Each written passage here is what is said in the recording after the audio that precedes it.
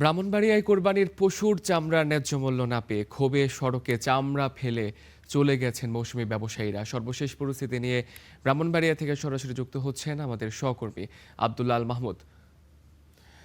মাহমুদ, আমরা দেখছিলাম আপনি এর আগেও আমাদেরকে জানাচ্ছিলেন যে সড়কে ব্যবসায়ীরা চামড়া ফেলে চলে যাচ্ছেন।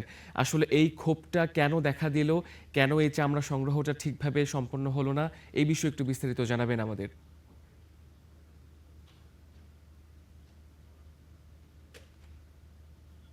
জি, ধন্যবাদ। আমি এই মুহূর্তে আছি ব্রাহ্মণবাড়িয়ার যে প্রাণকেন্দ্র পৌর মুক্তমঞ্চের সামনে।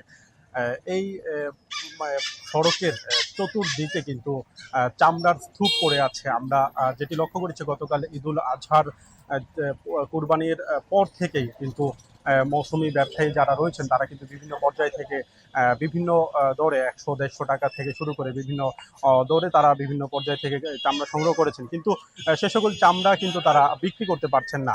প্রতি বছর দেখা যায় ব্রাহ্মণবাড়িয়ার পার্শ্ববর্তী কিশোরগঞ্জের ভৈরব থেকে সহ বিভিন্ন এলাকা থেকে মৌসুমি ব্যবসায়ীরা কিন্তু ব্রাহ্মণবাড়িয়ায় এসে ব্রাহ্মণবাড়িয়ার চামড়াগুলো সংগ্রহ করে নেন। কিন্তু এবছর কোনো মৌসুমি কোনো ব্যবসায়ী বাইরে থেকে চামড়া কিনতে আসছেন না। যার কারণে ব্যবসায়ীরা যারা ব্রাহ্মণবাড়িয়ার স্থানীয় যারা ব্যবসায়ী রয়েছেন তারা কিন্তু এই চামড়াটি সংগ্রহ করতে না পেরে এই সড়কেই তারা ফেলে গেছেন সেই চামড়াটি।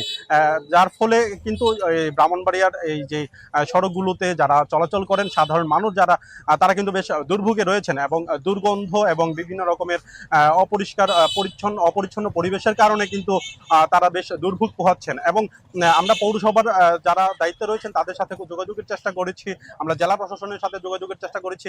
কারোর পক্ষ থেকে আসলে কার্যকরী কোনো ধরনের আমরা পদক্ষেপ আমরা নিতে দেখিনি। যার কারণে কিন্তু মানুষের এই দুর্ভোগ কিন্তু এখনো চলমান রয়েছে। তো এই ছিল ব্রাহ্মণবাড়িয়া থেকে। ধন্যবাদ মাহমুদ। খুবই বলা যাচ্ছে দুর্বিষহ একটা পরিস্থিতি তৈরি হয়ে যাবে, যে আমরা পৌঁছতে শুরু করেছে। বিষয়গুলো আসলে প্রশাসনের নজরদারিতে আনা প্রয়োজন। ধন্যবাদ আপনাকে।